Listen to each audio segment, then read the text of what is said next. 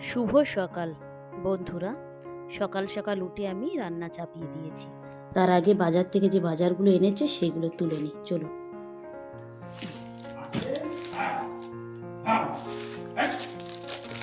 এটা দুধ,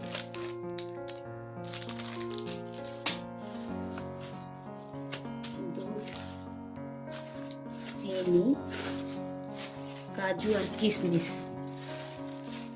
এটা দিয়ে একটা পায়েস রান্না করব, ডালিয়া।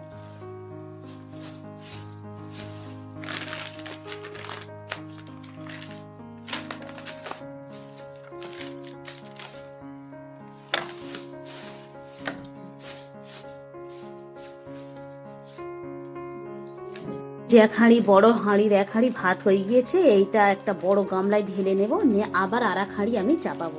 আর এখানে এই তরকারিটা কষে আমি ঝোল দিয়ে দিয়েছি, আলুর তরকারি। এটা মাংস রান্না করব, আর মাংসের সঙ্গে আলু আর দিলাম না, আলাদা করে আমি আলুর তরকারিটা রান্না করেছি, মাংস আলাদাভাবে রান্না করব আর ডাল রান্না করব। এই ভাতটা হয়ে গিয়েছে, ব্যাস এইটাকে এবারে আমি নামিয়ে নেব। আলুর তরকারির কালারটা খুব সুন্দর হয়েছে, খেতেও ভালো লেগেছে। এখানে এই একটা তরকারি হয়ে গিয়েছে, আর এই বড় গামলার এক গামলার ভাত হয়ে গিয়েছে। আবার আমি আর এক হাঁড়ি ভাত ওখানে ওই চাপিয়ে দিয়েছি, আর একে ভাত দিয়েছি। আর এখানে এবারে আমি চিকেনটা রান্না করব, আর ডাল রান্নাটা সবার শেষে করব। এখানে চিকেন দেবো, আবার এই আর এক হাঁড়ি ভাত দিয়েছি, তো যে এখানে চিকেনটা হচ্ছে, আর এই কড়াতে এবারে ডাল দেবো। বেশ বড় কড়া, এইটাও বড় কড়া, এর থেকে এইটা আরো বড়।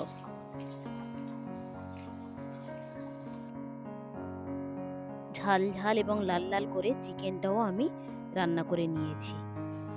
এই যে চিকেনটা হয়ে গিয়েছে, একদম লাল লাল করে কষা কষা করে নিয়েছি, আর এই ডালটা হচ্ছে। সবার শেষে আমি ডালটা চাপিয়েছিলাম এই কারণে, যাতে ডালটা হবে এক সাইডে আর আমি ওইদিকে জামা কাপড়গুলো পরিষ্কার করতে পারবো। এইদিকে ডালটাও হচ্ছিল আর আমি জামা কাপড়গুলো পরিষ্কার করে নিয়েছি। এসেছি, এবার একটু ছাদে নেড়ে দেবো, দিয়ে গোসল করে নেব, ব্যাস হয়ে যাবে তাহলে আজকের কাজের সমাপ্ত। জামা কাপড়গুলো সব নাড়া হয়ে গিয়েছে, এবারে নিচে গিয়ে আমি গোসলটা করে নেব। আজকের আমি ডালিয়ার পায়েস রান্না করব, কিভাবে করি সেটাও আপনাদের সঙ্গে একটু শেয়ার করব। এটা হচ্ছে গমের ডালিয়া, এই দেখেন গমের ডালিয়া, এই দেখতে পাচ্ছেন। এটাকে একটু হালকা খোলায় আমি ভেজে নিই, তারপরে ধীরে ধীরে কিভাবে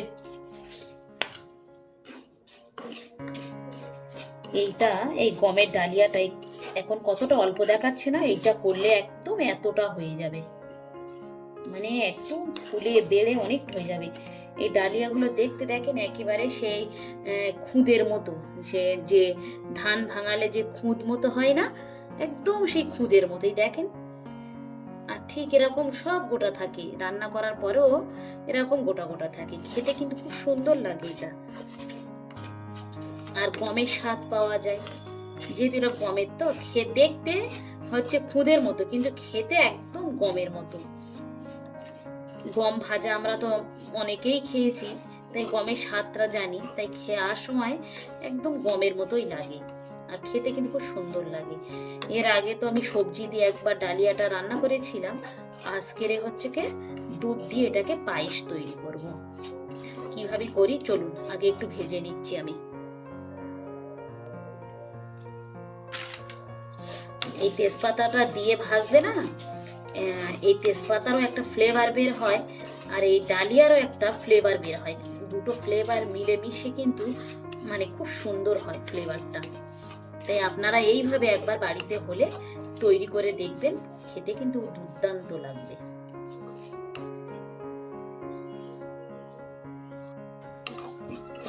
হালকা করে ভাজা হয়ে গিয়েছে, এবারে তুলে নেব এগুলোকে। তেজপাতা দুটো আগে তুলে নিচ্ছি, নিয়ে আমি এই ডালিয়াটা এটাকে আমি ভালো করে এবার একটু ধুয়ে নেব।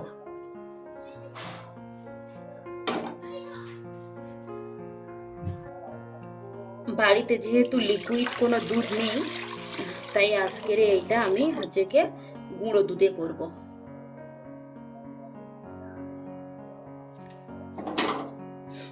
খানিকটা জল দিয়েছি, একটু উষ্ণ গরম হলে আমি এতে দুধটা দিয়ে দেবো। এই যে তেজপাতা দুটো তুলে রেখেছিলাম সেই দুটোই দিয়ে দিচ্ছি।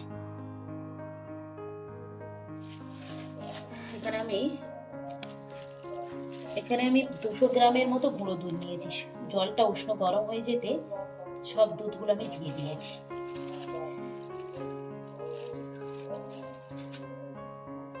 দুধের ভাগটা একটু বেশি করে দিলে খেতে কিন্তু ভালো লাগবে। আপনারা যদি বাড়িতে কারো কোনো লিকুইড যদি দুধ থাকে তাও দিয়ে করবেন, দেখবেন খেতে কিন্তু খুব সুন্দর হবে।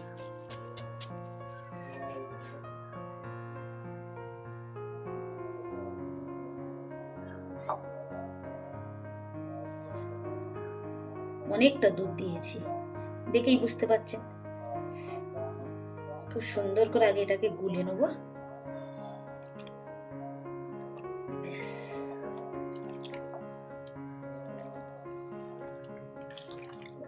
উষ্ণ গরম জলে দিলে কি হয়, দুধটা সুন্দর গুলে যায়। আর যদি জলটা বেশি গরম হয়ে যায় তাহলে দিলে কিন্তু একদম দলা দলা পেকে যায়। এই দেখেন সুন্দর হয়েছে। এখানে এবার এক এক করে মশলাগুলো আমি সব অ্যাড করব। কি কি দিই না দিই সেটাও আপনারা দেখুন। এই যে স্বাদের জন্য আমি একটু লবণ দিয়ে দিয়েছি, পরে আবার দেখবো লবণটা বাড়িয়ে কমিয়ে নেব। এবারে হচ্ছে কি আমি দেবো এখানে চিনি। চিনিটা কিন্তু আপনারা আপনাদের পছন্দ অনুযায়ী বাড়িয়ে কমিয়ে নেবেন, যে যতটা পছন্দ করেন মিষ্টি সেই অনুযায়ী। আমি তো খানিকটা দিয়েছি, কারণ আমি আজকে একটু বেশি মিষ্টি করব। আজকে বৃহস্পতিবার, হচ্ছে কি আজকে সন্ধ্যার সময় বাড়িতে যে একটা সব বৃহস্পতিবার যে আয়োজন হয়, দোয়ার আয়োজন, সেখানেই আজকে এটা আমি নিয়ে যাব। তাই একটু বেশি করেই আমি করছি, আর মিষ্টিটাও একটু বেশি করে দিচ্ছি।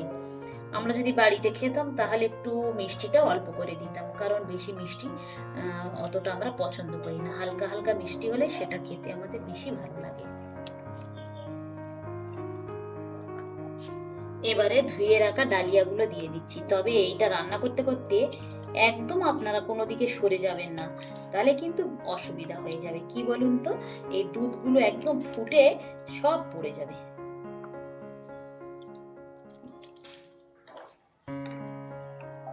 এখানে দিয়ে দিচ্ছি 2-3টে গরম মশলা। একটু থেঁতলে দিলে কি হয়, হচ্ছে পরে মুখে পড়লে ভালো লাগে না, তাই আমি গোটা দিয়ে দিয়েছি।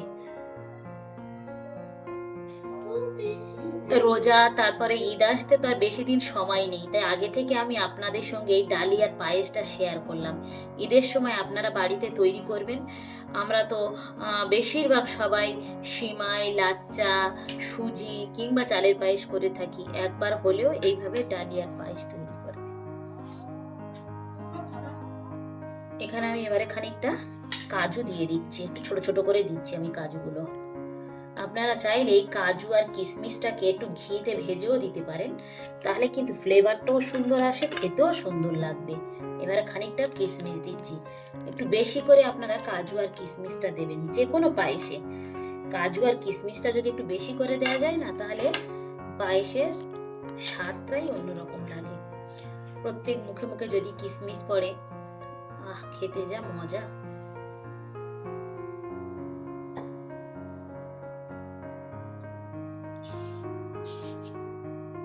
একেবারে তৈরি হয়ে গিয়েছে আমার এই ডালিয়ার পায়েসটা।